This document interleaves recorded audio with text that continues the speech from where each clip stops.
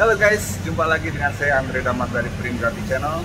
Kali ini saya sedang berada di Studio Dos Cideng, Jakarta untuk mereview sebuah mesin printer yang sangat keren.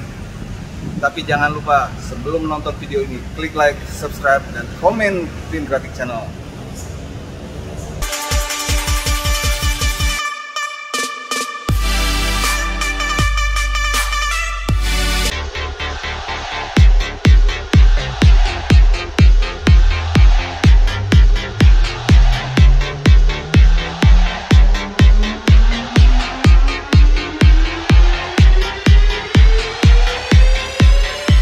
Gimana kabarnya Ibu?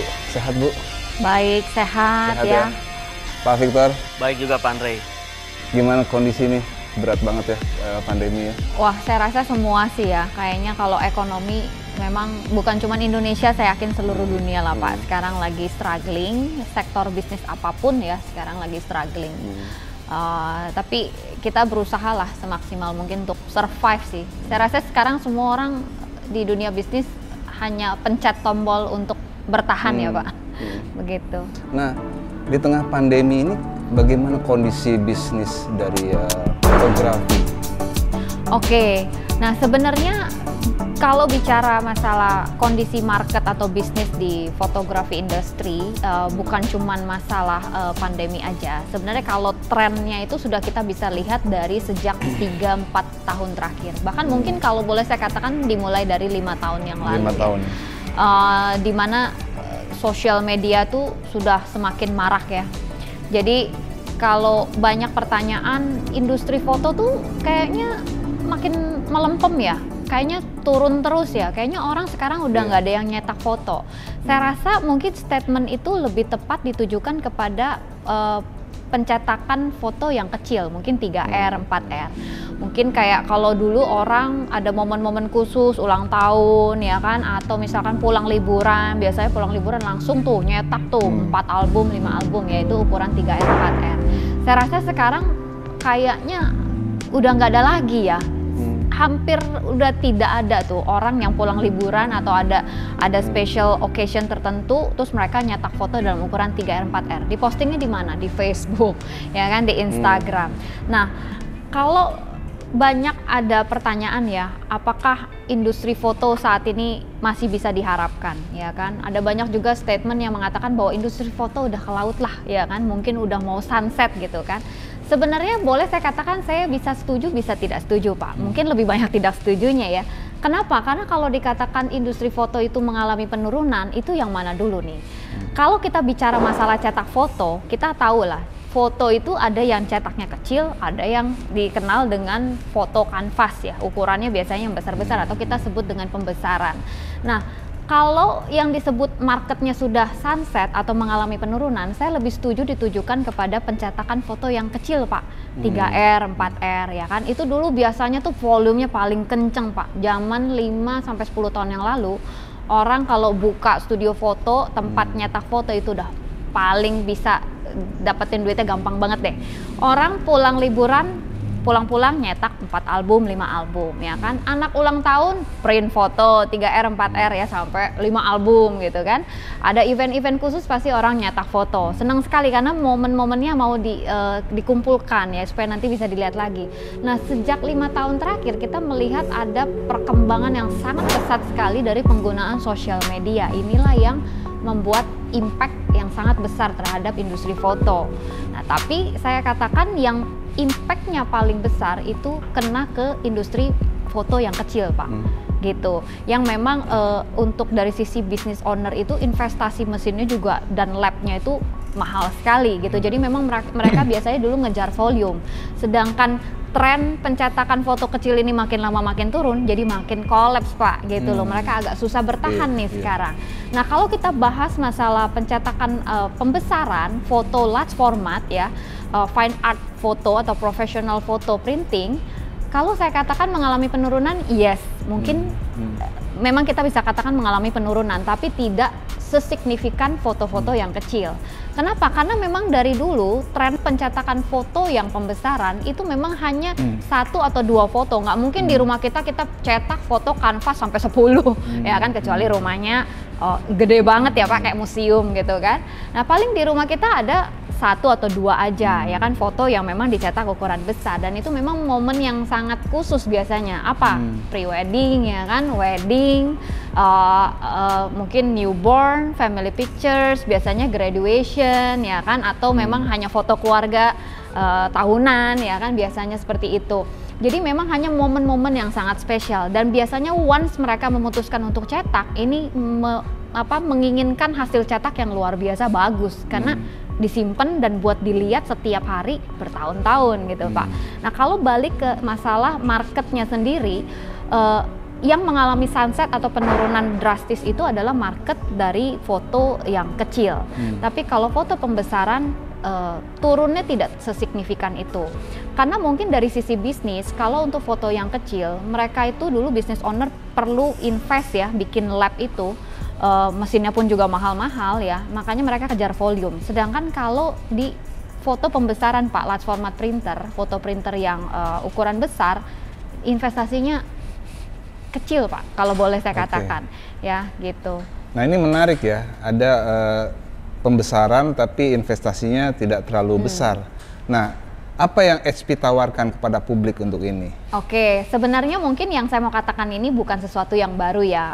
HP DesignJet Z9 itu adalah produk unggulan foto printer kami.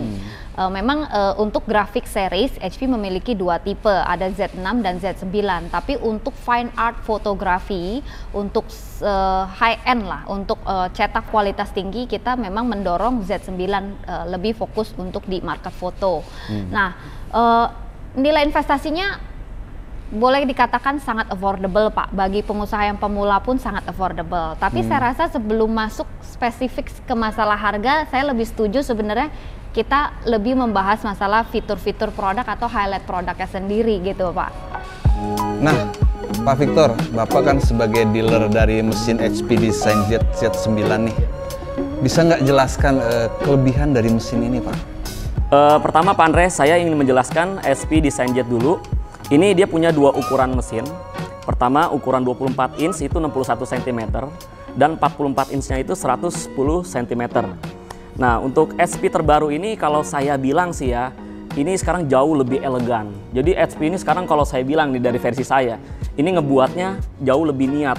Jadi secara bentukan sekarang juga fisiknya lebih mewah, jadi lebih elegan juga gitu. Jadi nggak cuma sekedar foto printer biasa seperti itu. Dan HP ini menawarkan 2 pilihan kepada konsumen juga. Dia butuh yang 61 cm atau yang 110 cm. Kenapa customer membeli ukuran 24 inch dan 44 inch? Pertama, kalau 61 yang 24 ini nih, 61 cm, dia ukuran cukup compact kalau saya bilang. Jadi kecil, dan kalau misalkan tokonya cukup sempit dan itu bisa fleksibel, bisa masuk kemana saja gitu. Jadi karena tidak makan tempat kan, dengan total keseluruhan cuma 1,2 meter, bisa cetak foto di 60-90 cm aja. Jadi dia nggak bisa lebih besar daripada itu. Contohnya misalkan dia cetak kanvas contohnya. Kalau cetak kanvas dia cuma maksimal bisa 50 cm. Sedangkan kalau lebar areanya kan adalah 60. Nah kenapa dia 50 cm? Karena kalau cetak kanvas itu, dia butuh yang namanya di span ram. Span ram itu kanan kiri harus ditarik. Jadi sekitaran 5 cm, 5 cm. Otomatis dia ketika dia cetak bahan kanvas, dia tidak bisa pakai ukuran yang 60 cm. Jadi maksimal mungkin 50, 75 atau mungkin 50 kali 90, itu doang. Nah lebih daripada itu dia tidak bisa. Seperti itu. Nah Pak, bagaimana dengan yang ukuran 44 inch Pak? Oke. Dengan ukuran yang 44 inch ini beda lagi Pak. Ini kalau di 44 inch ini kalau saya bilang kan karena lebih besar ya, dengan lebar 110 cm atau dengan lebar keseluruhan total itu 170 cm. Nah ini enaknya dengan punya mesin sebesar ini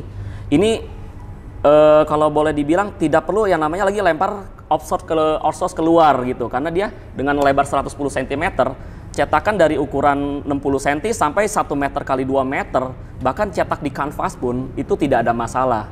Jadi kenapa sih orang harus membeli 61 cm dan 44 inch itu sesuai dengan kebutuhannya aja. Cuma kalau saya boleh bilang di sini berbagai masukan dari customer saya juga itu bilang kalau 44 inch kenapa mereka tidak mau beli? Karena pertama tempat mereka kecil. Jadi karena ukurannya ini sangat besar banget dengan 170 cm, itu cukup apa ya namanya, tidak fleksibel. Kalau misalkan kita mau taruh di sini, dia kegedean gitu. Makanya balik lagi ke sebenarnya kalau saya bilang sih ke customer ya, dia butuh yang 61 cm atau yang 110 cm. Itu masing-masing punya kelebihannya. Itu aja sih, seperti itu. Jadi itu ya perbedaan antara ukuran yang 24 inch dengan yang 44 inch ya. Nah, bisa cerita mungkin ada lagi kelebihan dari HP Design Jet Z9 ini, Pak? Oke, sedikit saya menjelaskan mengenai HP Z9 dari segi tintanya ya. Tipe sebelumnya Z3200, Pandre, itu dulu kita memakai berbasis pigment, tapi tintanya memakai Vivera. Nah, untuk Z9 ini karakternya berbeda, diganti sekarang menjadi Vivid Ink. Dan bukan hanya itu saja, Pandre. HP Z9 ini juga menambahkan beberapa tambahan lagi seperti anti-scratch, terus sudah gitu ditambah lagi juga lebih tahan air dan lebih reduce bronzing. Bahkan HP juga membuat statement kalau dengan tinta Vividnya sekarang ini jauh lebih kuat. Jadi dalam artian kalau andaikan bisa ditaruh di luar ruangan, itu bisa bertahan sekitaran 3-4 bulan. Itu statementnya dari HP. Untuk tipe Z9 ini, kalau saya boleh bilang di atas kertas, dia lebih downgrade ya. Jadi dari 12 warna turun menjadi 9 warna. Sebenarnya kalau yang dulu 12 warna bukan 12 warna full. Dulu itu 11 plus 1. Jadi karena ada satunya yang namanya enhancer. Nah, sedangkan kalau Z9 ini 9 warnanya dia pure. Nah, cuma tambahan satunya adalah enhancer itu optional. Jadi kalau untuk tintanya sendiri ini juga ada beberapa warna yang hilang. Contohnya ada warna light yang sudah tidak ada, sekarang sudah digantikan dengan beberapa warna kromatik gitu. Jadi ada warna chromatic red, chromatic blue dan chromatic green. Nah, semua itu ditambahkan semua di mesin HP Z9. Nah, kalau saya boleh bilang lagi, ini juga HP satu-satunya printer yang mengadopsi tinta itu CMYK dan RGB. Gitu, beda dengan produk kompetitornya yang tadinya ada juga sih di produk kompetitor, cuma kali ini saat ini cuma HP doang yang bisa menganut dua itu. Jadi CMYK dan RGB-nya saja. Dari yang saya pelajari, Pandre, mengenai warna light, kenapa tidak diadakan lagi di HP? Nah, kalau saya berbicara mengenai kepada orang HP-nya sendiri ya, waktu kita ada training sebenarnya, dengan adanya warna light itu menghilangkan sisi-sisi detailnya. Jadi seperti kalau saya boleh bilang seperti ada kabut-kabut gitu. Yang seharusnya tuh kalau kayak ada beberapa printer yang mungkin tajam ya. Nah, karena waktu itu ada warna lightnya, dia menutupi. Nah, pada HP Z9 ini itu sudah tidak diadakan lagi untuk warna-warna light itu. Jadi sudah digantikan dengan warna cyan atau misalnya gini, kita bicara light magenta. Light magenta sekarang sudah dipindahkan lagi ke magenta. Jadi magentanya lebih tebal atau lebih strong. Light gray juga sama, diganti dengan gray, seperti itu. Tapi begini, tanpa tiga warna ini, ya, yang light magenta, light cyan, dan light gray, itu tidak mengurangi gradasi dalam artian di sini. Karena HP emang sudah membuatnya aja, tapi kalau kita bicara mengenai tinta, itu tidak bisa bicara mengenai hanya sekedar tinta, tapi berbicara mengenai pixel control, mengenai HDNA printhead. Nah, itu akan nyambung ke semua-muanya seperti itu. Lalu kalau saya boleh jelaskan lagi, SP ini punya kelebihan kan di warna chromatic red pada tipe Z3200. Nah, sekarang kelebihannya SP itu punya yang namanya chromatic green dan chromatic blue. Nah, ini yang kalau saya boleh bilang, saya bandingkan lagi dengan beberapa produk lain, warnanya jauh lebih kuat. Karena waktu di Z3200, warna chromatic itu membuat gambut warna semakin luas. Nah, ditambah lagi sekarang ada green, ada blue, jadi chromatic RGB sebutnya. Ini gambutnya kalau saya boleh bilang jauh lebih. Itu